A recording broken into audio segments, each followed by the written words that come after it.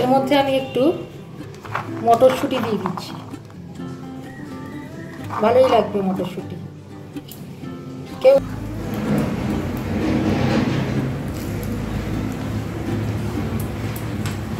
দেখতে হবে যেন একদম ঠান্ডা না হয় আর জল যাতে না থাকে কোনো কিছু। নমস্কার বন্ধুরা, আসান কুক ট্যুরে আপনাদের স্বাগত। এখন আমি মিক্সড ভেজিটেবলস আচার বানাবো বা পিকলস। তো সেটা কিভাবে বানাচ্ছি, এটা জৈনদের স্টাইলের আর কি, যে মেলাতে যেমন জৈন মন্দিরের আচার বিক্রি হয় সেই রকম ধরনের। দেখুন কী হচ্ছে। এখন আমি মিক্সড আচার করব।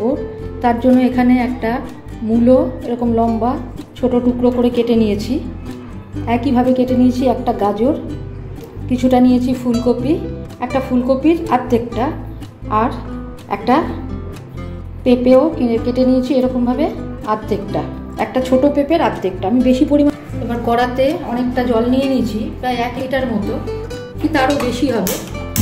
গ্যাস জেলে দিলাম, গ্যাস জেলে দিয়ে এবার এটা একটু ফুটতে দেবো। ফুটে উঠেছে, এবার আমি এতে দিয়ে দিচ্ছি একে একে সমস্ত সবজিগুলো। জাস্ট ঘড়ি ধরে 2 মিনিট ফোটাবো। আর তার সাথে দিয়ে দিচ্ছি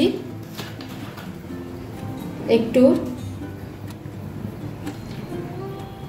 ভিনিগার,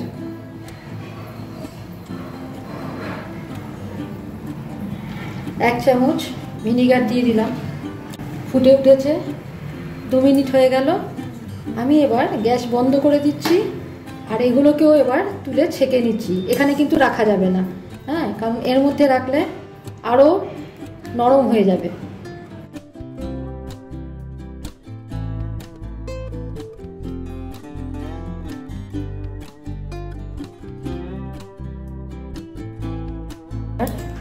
এতে আমি একটা কাপড়ের ওপর এটা ফ্যানের নিচে ছড়িয়ে দেব যাতে জলটা ঝরে যায়। এইভাবে 1 ঘন্টা মতো আমি রাখবো।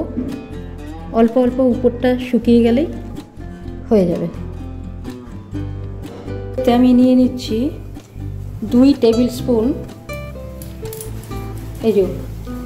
এই টেবিল স্পুনে 2 টেবিল স্পুন সাদা সর্ষে মানে হলুদ সর্ষে, 1 টেবিল স্পুন কালো সর্ষে মানে 2 টেবিল স্পুন মৌরি, আর 1/2 চামচ বা 1 টিএসপি, হ্যাঁ, টিস্পুন এটা জিরে গুঁড়ো নিয়েছি। এবার এগুলো আমি হালকা করে একটু রোস্ট করে নেব। সবগুলোই এতে দিয়ে দিচ্ছি, দিয়ে হালকা একটু ভেজে নেব।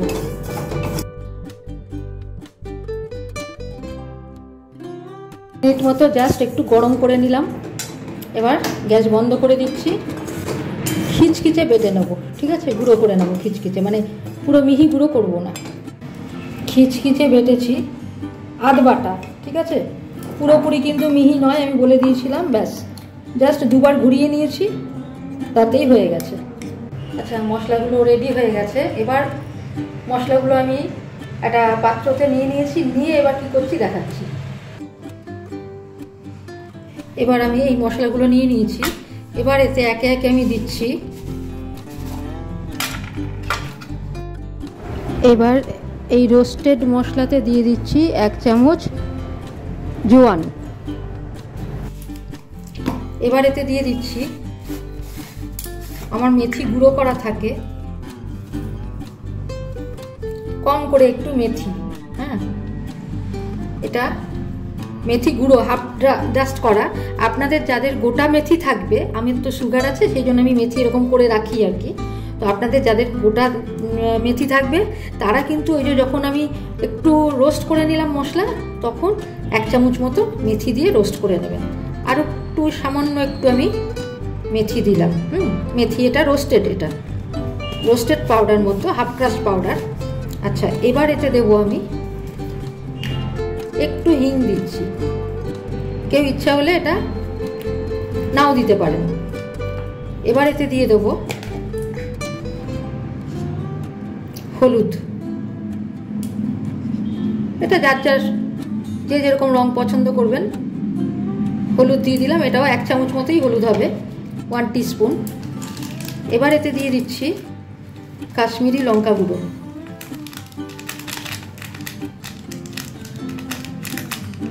রঙটা ভালো আসবে, হ্যাঁ, সেই জন্য কাশ্মীরি লঙ্কা গুঁড়ো দিচ্ছি।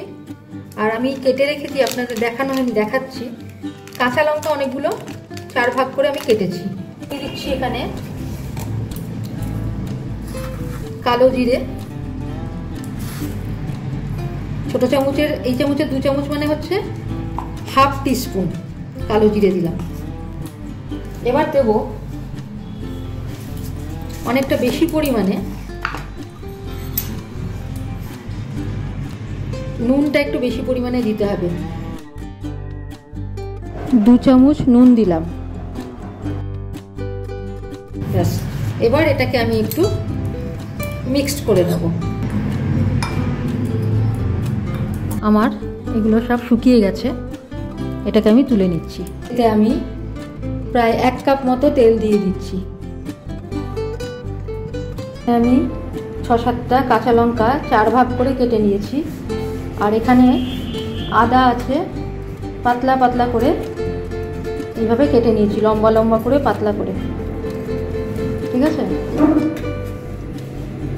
তেল গরম হয়ে ধোঁয়া উঠছে, এবার আমি গ্যাস বন্ধ করে দিলাম। ঠিক আছে, একটু ঠান্ডা হতে দেবো তেলটা।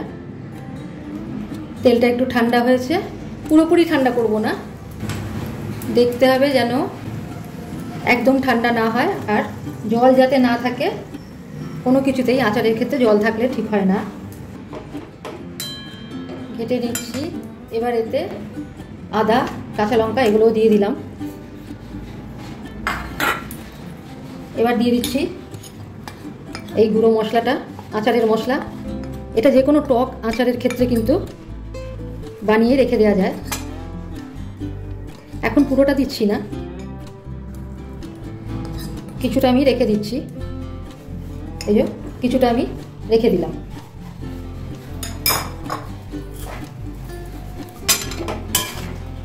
মিশিয়ে নেব। আদা আর লঙ্কাটা কিন্তু কাঁচাই থাকলো, ঠিক আছে, এগুলো কিন্তু ভাপাইনি। আর কারো যদি ইচ্ছা হয় একটু ঝাল বেশি খেতে, সেক্ষেত্রে কিন্তু শুকনো লঙ্কা গুঁড়ো দিতে পারেন।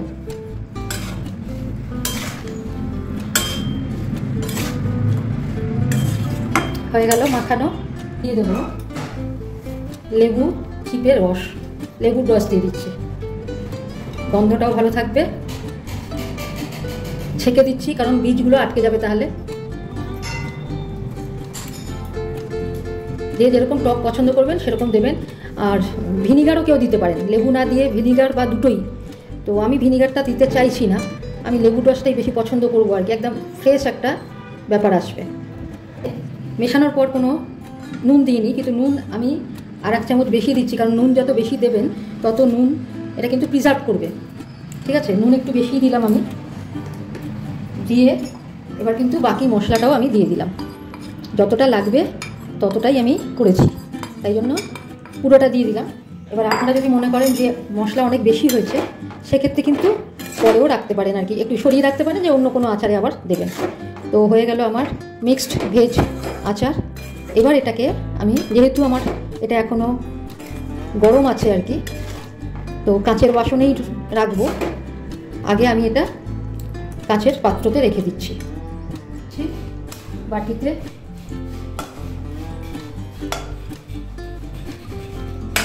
দারুণ রং হয়েছে, দারুণ টেস্ট হয়েছে।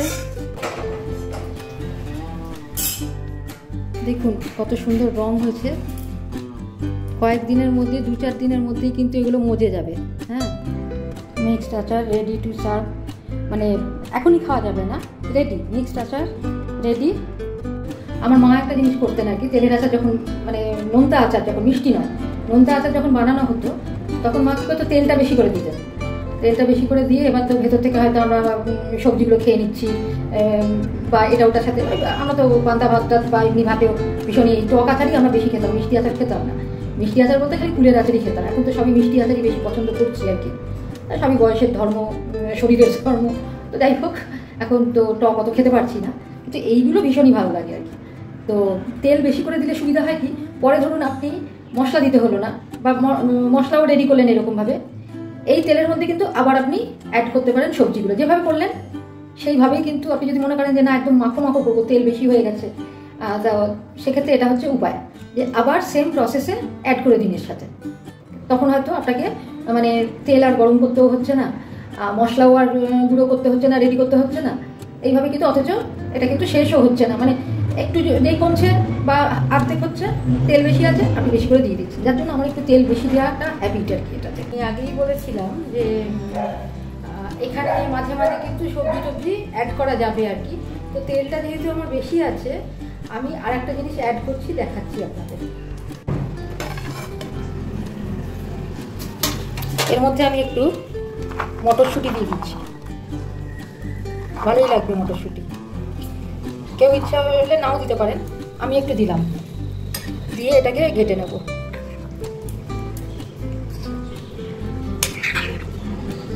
অনেকটাই কিন্তু মজে গেছে জিনিসগুলো। এবার আমি এটা শিশিতে ঢুকিয়ে নেব, তুলে নিচ্ছি শিশিতে।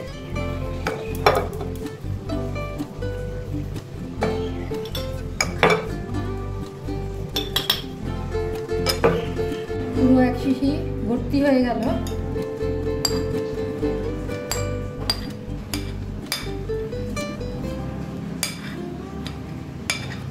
এক হরলিক্সের শিশি ভর্তি, দারুণ হয়েছে আচারটা।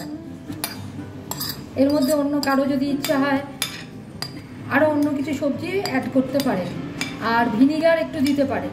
আমি দিইনি সেরকমভাবে, কিন্তু ভিনিগার দিলেও হয়।